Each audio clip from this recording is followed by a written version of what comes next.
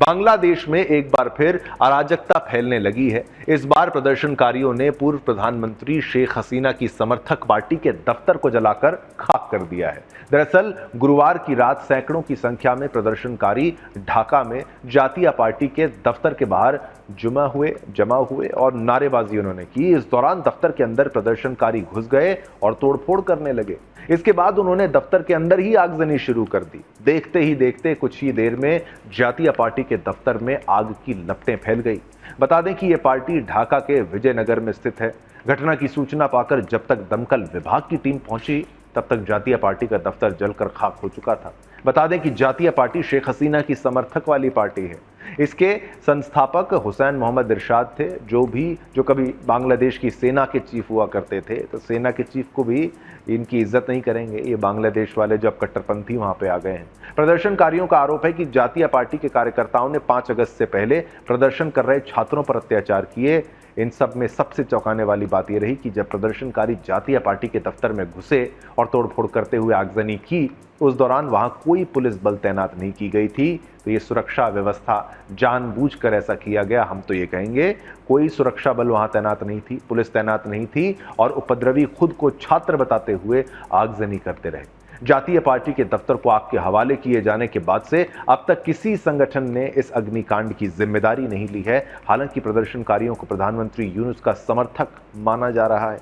प्रदर्शनकारियों का कहना है कि जातीय पार्टी गद्दार है और इसलिए उसे सजा मिलनी चाहिए, सजा देंगे। ये कोर्ट ये खुद हैं, जज भी खुद हैं और पुलिस भी खुद है। बता दें कि इससे पहले बांग्लादेश के राष्ट्रपति के खिलाफ भी बीते दिनों विरोध प्रदर्शन देखने को मिला था, जिसमें एक संगठन ने उनके इस्तीफे की मांग की थी। दरअसल उन्होंने अपने एक इंटरव्यू में कहा था कि शेख हसीना का इस्तीफा पत्र उन्होंने नहीं देखा और इसके बाद ही उनके इस्तीफे को लेकर मांग शुरू हो गई थी। तो ये हाल है बांग्लादेश का।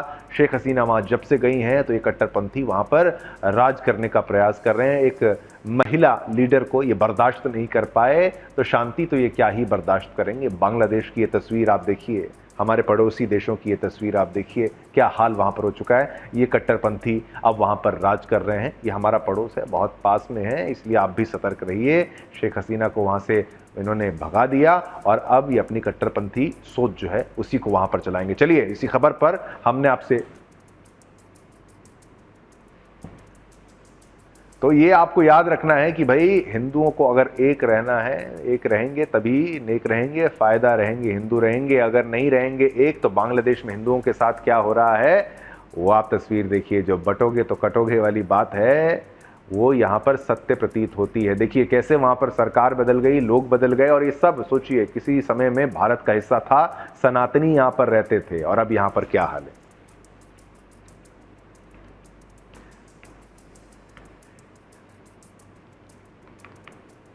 तो बटोगे तो कटोगे, ये जो बात है इसको मन में रखिए अपने और सतर्क रहिए, सबसे ज्यादा जरूरी ये याद रखना है। चलिए, इसी खबर पर पोल के माध्यम से जो प्रश्न पूछा गया वो भी आप उसका उत्तर दीजिए। आपने कितना उत्तर दिया है वो देखिए। बांग्लादेश को तबाह कर देंगे क्या कट्टरपंथी, ये हमने आपसे प्रश्न पूछा था। आपके टेलीविजन स्क्रीन पर कुछ पलों में वो आएगा। लेकिन क्या बांग्लादेश में कट्टरपंथी वाकई तबाह कर देंगे, ये बड़ा प्रश्न आपको बताएं। जब हमने आपसे पूछा तो उत्तर क्या आया, ये लीजिए 95%। ये भी 95 का आंकड़ा यहां भी छू रहा है 95% का। 95% लोग कह रहे हैं हाँ तबाह कर देंगे कट्टरपंथी। 5% इस बात को नहीं मानते, लेकिन हम तो मानते हैं तबाह हो जाएंगी।